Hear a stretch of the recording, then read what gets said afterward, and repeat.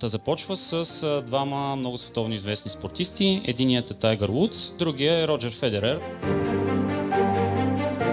Още в началото книгата ме грабна, защото разказва историите на двамата, които са коренно различни. При Тайгър Вудс той започва да се занимава с голф, потигнат от родителите си от ранна детска възраст, докато Роджер Федерер като малък дори не е имал някакви заложби или интерес към тениса, въпреки че майка му е била тенис учител. След като намерим нашето нещо, тогава е момента вече да положим усилията, за да станем добри в него. И тук минаваме на една друга концепция, че е добре да правим грешки, но да правим грешки бързо. Дълбочинното мислене и влизането по вертикала в определена тема е много важна. Аз обичам да казвам, че е хубаво да зумнем, обаче е хубаво да излезем и да погледнем малко по-отгоре нещата в последствие и да го интегрираме. Специализацията и профилизацията не ни дава възможност да учим да сме с отворено съзнание и да си дадем шанс за нещо различно. А ако сме специалисти в едно, да черпим вдъхновение, да учим от различни дисциплини, защото това ще обогати и нашата практика.